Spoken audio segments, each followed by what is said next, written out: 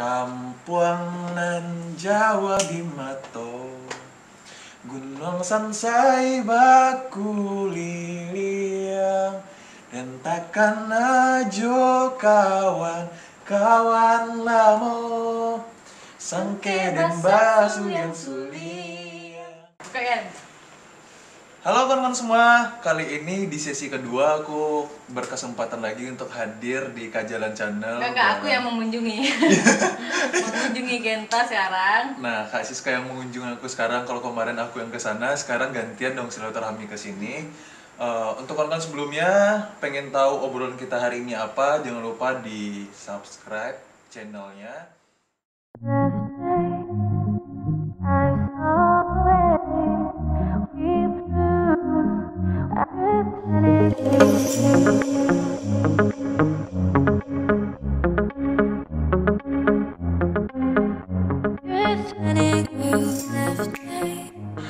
Oke, Genta. Iya Kak. Apa kabar? Kabar aku baik, sehat sekali, alhamdulillah sejauh ini meskipun pandemi ya, ekonomi rada sedikit begini-begini nih, jalan di tempat, tapi ya disyukuri keadaan seperti ini. Gitulah guys. Jangan curhat lah. Kak, gimana nih kabarnya? Karena curhat kita udah di video yang pertama. Di sesi pertama itu kita udah curhat banyak banget. Nah, untuk kalian semua nanti jangan lupa nonton yang volume 1 dulu sebelum akhirnya nanti lanjut ke video kedua. Yang sekarang. Nah, iya, yang sekarang. Nah, kali ini di video kita akan membahas tentang buku nih. Buku yang akan Genta tayangin, udah boleh belum ya kita bahas ini? Udah nggak apa-apa kok. Udah boleh ya, karena kemarin kan aku lihat di Instagramnya Genta kan udah sering bikin para netizen dan teman-temannya kesel banget dia kemarin itu kesel soalnya, ya. Soalnya kemarin bikin ini kan pemilihan judul, padahal sebenarnya itu ngeprank mereka semua. Wah, aku suruh dia nebak judul, ini. padahal sebenarnya itu bukan tebakan dan clue yang aku kasih itu nggak ada sangkut pautnya sama judul. Nah, jadi enggak, pada akhirnya tadi udah aku umumin, nanti malam tuh jam 6 sore aku jam 7 bakal diumumin pemenangnya gitu kan. Oke, berarti ngeprank ini. Nah, yang ngeprank berarti pembaca. Judulnya bukan N nih. Bukan. Nah, karena itu judulnya masih dirahasiakan dulu, tapi kan nanti juga akan diumumin kan? Iya, tapi diumumin. Pemenangnya ada nggak? Yang pemenang untuk Hampir yang kemarin mendekati. udah ada 3 orang yang menang, dan nanti jam 6 kita umumin. Nah, sisanya mungkin besok kemungkinan bakal bikin giveaway lagi. Nah, ini yang baru yang serius. Kemarin itu baru gladirestiknya doang tuh. Dasar. Percobaan cek ombak dulu kan. Tapi ujungnya tekor juga karena ada hadiah atau kayak diberikan untuk mereka semua. Tapi nggak apa-apa deh. Iya, nggak apa-apa lah, kita saling mensupport. Nah, Benar. teman-teman support Genta juga support mereka untuk nanti Kasih hadiah-hadiah mengapresiasi dengan beli buku Genta nih yang Beli akan dong, guys. terbit nanti. Biar bisa makan. Is, jangan kayak gitu. Apa? Oke, buku yang Kelima Lima. dan novel pertama sih sebenarnya. Oke, kenapa sekarang bercerita membuat novel? Kenapa sekarang membuat novel? Karena jujur mungkin aku belajar di ranah prosa ya kayak gitu. Aku dulu tuh lebih banyak membaca buku-buku ya, buku-buku bacaanku dulu jarang banget tuh yang baca buku-buku tebel, novel dan sejenisnya gitu. Aku tuh dari dulu tuh selalu tertarik ke arah puisi sebenarnya. Baca-baca buku puisi, dan itu kan kalau buku puisi nggak terlalu tebal. Aku lebih banyak baca puisi dulu, cerpen, terus juga baca-baca prosa. Nggak, pada akhirnya setelah membaca beberapa karya, aku jadi pengen, kayaknya seru juga ya nulis prosa, kenapa nggak dicoba gitu.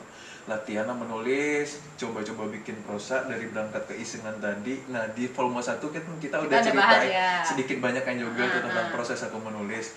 Ya, kenapa pada akhirnya aku malah milih nulis novel? Ya menurutku buat apa ya? Ngupgrade tulisan juga sih, ngupgrade diri, ngupgrade tulisan, dan sekaligus untuk menantang diriku sendiri.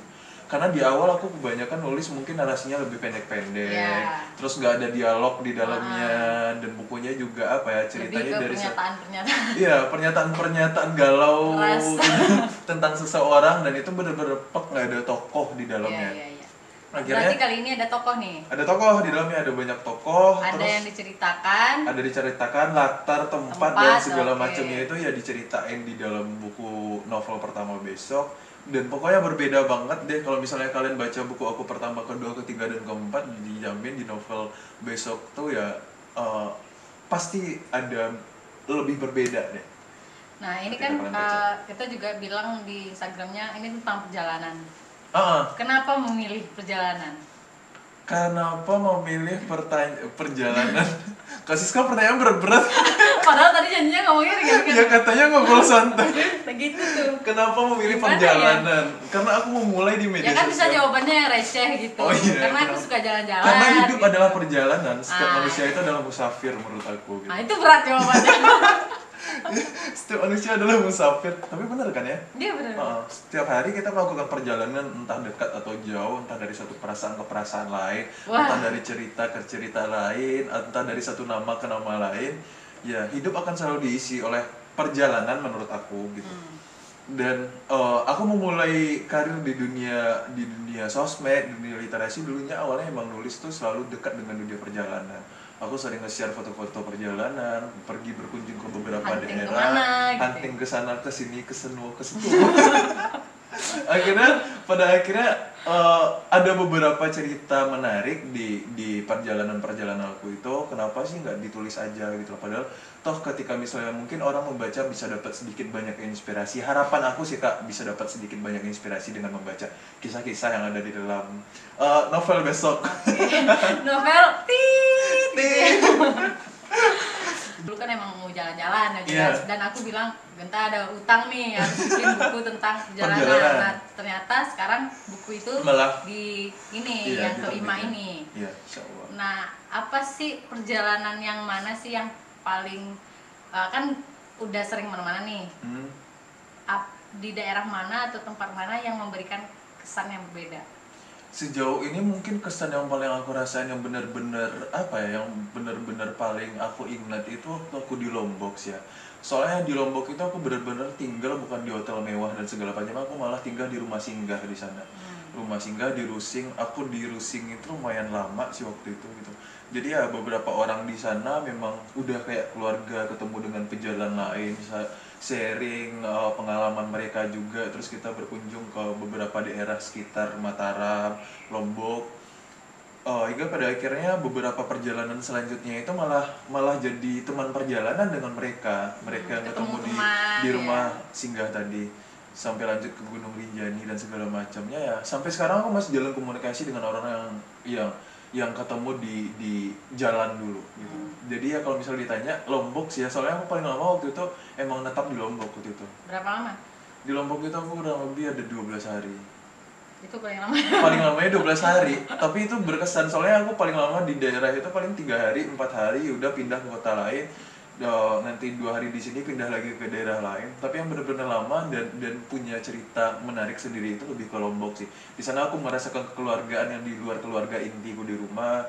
Aku ketemu dengan orang-orang dari berbagai penjuru dan menginap, tidur di atas tikar yang sama, makan di nampan dengan lauk yang sama gitu. Jadi kayak berasa udah dekat banget waktu di sana. Gitu sih Kak. Kita menemukan keluarga di luar keluarga inti. Nah itu juga terkait dengan quote kita sebelumnya nih. Quote-nya Genta apa? Iya. Jika temukanlah keluargamu di luar rumah, sebab setelah ibu dan ayah tiada, rumah hanyalah sengketa. Iya. Bagi kan kalau kata perjalanan itu kan pindah ya, berpindah gitu. Menurut kamu apa saja sih yang berpindah dari perjalanan itu? Banyak sih sebenarnya. Aku sebenarnya kenapa dulu aku lebih senang melakukan perjalanan, karena di dalam sana itu setiap aku melakukan perjalanan itu aku dipaksa untuk beradaptasi. Aku dipaksa untuk survive dengan banyak hal, dipaksa untuk bersosialisasi dengan orang lain. Terus ya melihat banyak hal yang mungkin sebelumnya tidak pernah aku lihat di kampung halamanku Kak gitu. Misalnya antar satu kota ke kota lain kita jadi belajar seperti apa transportasi orang-orang yang mungkin berada di daerah timur Indonesia. Terus seperti apa kultur dan budayanya, apa perbandingan bahasanya. Benar, bahasanya, kulturnya, apa perbandingan ya ketika kita hidup di daerah barat yang diidentikan dengan urban gitu, dibandingkan dengan orang-orang yang berada di daerah timur Indonesia yang mungkin kehidupannya lebih ke rural, pedesaan dan segala macam. Dan banyak hal sebenarnya apa ya? Aku dapatin rasa takut di perjalanan, aku ngerasain apa ya? Ternyata tidak semua orang-orang yang kita anggap kadang tampangnya mengerikan, kita mungkin melihat dia atau asing lah nah ya, asing, tatoan dan segala macamnya itu ternyata dia malah ketemu kita tuh bisa lebih apa ya? Membantu orang-orang seperti itu kadang yang banyak aku temuin di lapangan yang ingin membantu orang lain gitu loh kan. Jadi aku dulunya mungkin sempat merubah beberapa pandanganku ya menilai orang lain mungkin tidak jangan dari tampilan gitu. Tapi kadang orang-orang yang kadang tampangnya beringas, orang-orang yang kadang tampangnya lusuh dan segala macamnya malah memberikan bantuan, mengulurkan tangan kepada kita. Iya. Gitu. Nah, kalau buku kelima tentang perjalanan nih, biar nggak usah terlalu banyak bocoran. Yang keenam. Yang keenam mungkin aku transisi balik ke prosa lagi atau enggak nulis Nandika. Karena itu kalau masih misalnya proses berarti. tapi sekarang. buku novel ya yang kelima ini insya Allah bakal berlanjut sih. Soalnya kemarin itu kayak bab gitu ya. ada beberapa kota lagi Itu yang emang seri. belum aku ceritain di sana. Oh. Itu kemarin cuma berhenti di satu kota sampai ke misi utamanya selesai. Nah, padahal sebenarnya ada misi-misi lain di kota-kota lain setelahnya. Tapi itu Ya. mungkin bakal aku ceritain di lanjutan ya. Satu kota, satu buku lumayan. Provinsi 34 di Indonesia berarti 34 buku tentang perjalanan. Wah, banyak banget ya 34. Sampai Jadi orang- tiap kota tiap provinsi aku bikinin satu buku gitu Atau kan. enggak per provinsi deh. Oh, Atau per pulau. per pulau. Per pulau lah. Pulau Sumatera, Jawa, Bali, Kalimantan, iya. Papua. Semoga deh suatu saat. Amin, Doa. gak apa-apa, itu kan cita-cita ya. Iya. Kalau cita-cita ya setinggi-setinggi langit. Amin. Kalau ketemu live nih, orang Iya. langsung Bikinin kan- dong tulisan katanya. Ah. Bikinin dong quote tentang keadaan saat ini. Nah, aku malah nggak bisa. Karena apa ya? Ya kadang aku menulisnya memang butuh sedikit apa ya? Sedikit rasa sepi di dalamnya, butuh sedikit kekosongan, butuh berpikir barang sejenak baru bisa tuh memegang tulisan. Tapi kalau misalnya kadang ditantang orang untuk bikin ayo 5 menit ini kamu harus bikin satu tulisan, satu paragraf tulisan, itu aku malah nggak bisa. Aku angkat tangan deh gitu. Tapi perlu Nggak bisa. ditantang itu kayaknya. Perlu challenge. ditantang sih, mesti dicoba. Misalnya nih, orang beli buku kamu, Hah? kan suka bikin nama dong kak, tanda tangan, apa, Iya. pesan, itu paling sering kamu bikin apa? Terima kasih ya gitu, selamat Gitu membaca. Gitu doang. Ya ntar kasih lucu-lucuan dikit di ujungnya atau pakai ini bikin kayak smile gitu.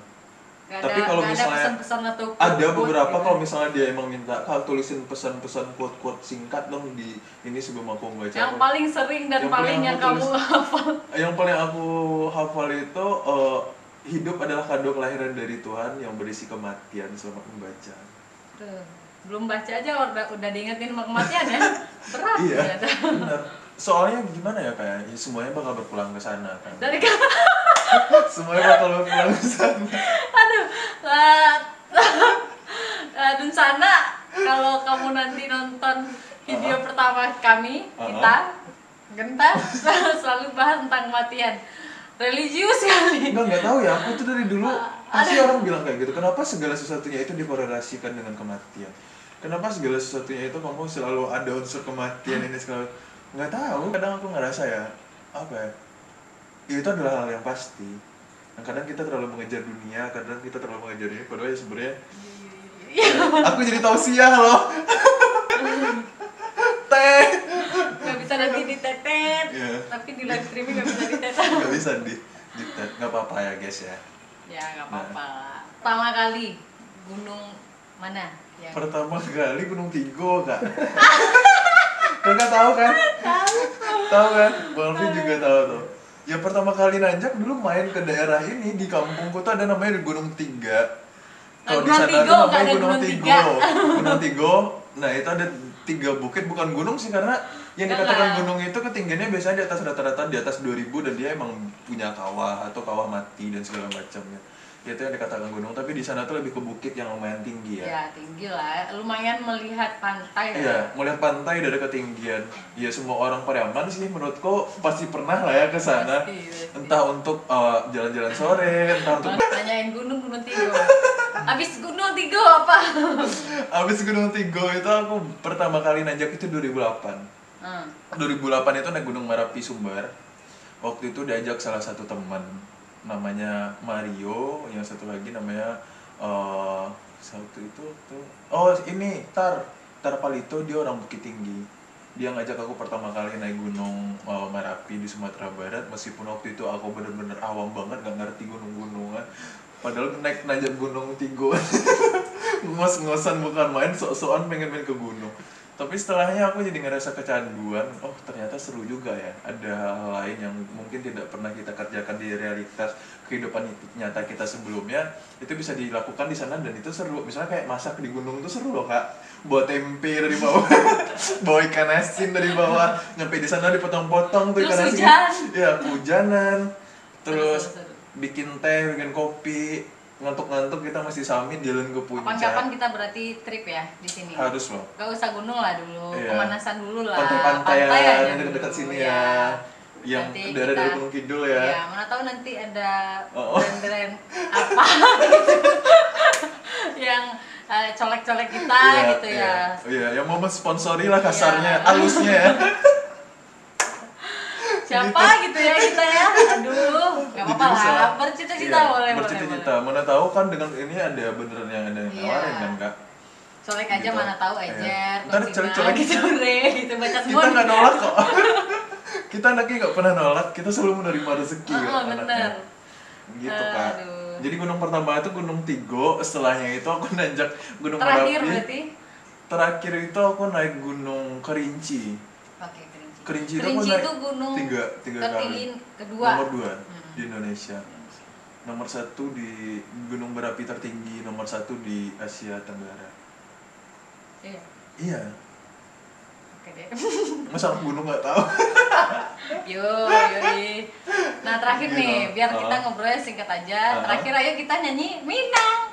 Oh nyanyi Minang. Aku tuh dari tadi ditantangin buat nyanyi Minang sama Kak Siska, tapi aku nyanyi apa ya kayak? Bebas sih. Beleng, oke. Tongga beleng guys. Tongga beleng itu artinya sebatang kara. Sebatang kara. Tongga itu ya tongga. Tiang. Babeleng ya sendiri. Iya.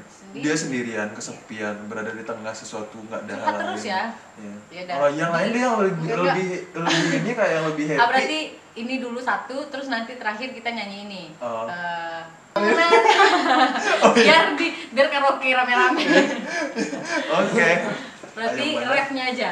Iya. Refnya gimana sih? Kok nyampang. Oh ya, to 2 3. Kok nyampang singke umuh mande kasia badan kabagantuang daranan baru setempo pinang umunan baru setahun jaguang denenan surang tungga babeleng si upia iyo si buyol iyo si bungsu indah kabar dia si tuo indah kabar kakak malang nasibnya ambai-ambai lubang tangga liyo mbak ibo jari sama toyo banang salai putih nyowapo na oi kapahule nyo. Nah itu lagu Minang, biar kalian tuh tahu, biar sering banget yang nanya kalau misalnya lagi live ya lagu Minang kayak bang sekali gitu. Aku malah pusing kalau disuruh nyanyi Minang kak, aku nyanyi yang mana ya? Ya terakhir Kampuang ya. Itu apa sih judulnya? Itu Kampuang nan Jawa di Mato judulnya. Terakhir kita bakal nyanyi Kampuang nan Jawa di Mato. Ada pertanyaan nggak bang dari sana sebelum kita nyanyi terakhir nih? Ternyata tinggal 2 orang cuy yang masuk. Ada tinggal berapa orang sih bang? Ada nih 12. Gak apa-apa. Apa? Ini ada pertanyaan. Ada pertanyaan coba baca. Yang membuat Bang Genta jadi penulis dari Nah, itu jawabannya ada di volume 1. Volume 1. Nah, kalian tuh harus nonton volume 1 semua bocoran aku mulai aja dari di cerita Genta dari mulai susah pertama, banget jualan ikan dari jangan dibongkar dari sebelum menjadi seorang penulis sampai sekarang. Nah, itu ada nanti kita tayang di volume 1. Iya, di Kajalan Channel volume 7 malam ya kan? Ini ada pertanyaan dari Anissa. Anissa 0609, sejauh perjalanan itu bahasa apa saja yang sampai sekarang kamu kuasai? Sejauh perjalanan ke daerah-daerah tadi. Ada bahasa apa aja yang dikuasai? bahasa apa saja yang aku kuasai, mungkin aku jujur ya nggak ada menguasai bahasa apapun gitu loh, tapi karena tujuan aku di sana bukan untuk meriset bahasa ya, bukan untuk mempelajari bahasa setiap daerah secara fokus gitu loh. Aku nggak lakukan riset, tapi emang aku pure dulu tuh emang jalan-jalan itu untuk kebutuhan konten blog. Aku karena dulu dari 2013 sampai 2015 aku ngeblog, blogging, jadi emang sudah menjadi tuntutan untuk bahan artikel di majalah, untuk bahan blog, jadi ya emang harus jalan waktu itu. Beda sama aku, karena aku mungkin misalnya menemani suatu desa, akhirnya paham beberapa bahasanya. Ya, karena apalagi kakak di sana kan bertempat ya kak, sempat tinggal. Stay di sana menemani, jadi tahu itu ya, tahu bahasanya. Kalau kamu kan emang melihat apa aja yang bisa apa yang berpotensi di daerah tersana, misalnya wisatanya ininya, ya udah aku ekspos daerah sana, entah itu kulinernya. Jadi aku emang gak terlalu fokus sama bahasa. Beberapa sih ada, cuma bahasanya bahasa kasar doang tuh biasanya. tapi mungkin ini di perjalanan di buku tentang perjalanan kali ini kan kamu fokus ke satu tempat nih kan. Nah itu juga perlu nanti teman-teman bisa penasaran juga nih. Ini lebih fokus ke tentang kota kelahiran ya? Enggak, di dalamnya itu ada beberapa kota kak. Ada, aku nggak mau sebutin. Totalnya gitu ya? Mungkin ada 8 kota yang dijelaskan dengan perjalanan itu. Iya, jadi dia berjalan 8 kota tersebut sampai pada akhirnya ada satu misi yang dia bawa di perjalanan tersebut. Berarti misi itu yang membawa dia ke 8 ya, kota ini. Benar banget. Oke, ada pertanyaan lagi? Oke, sana. Ayo.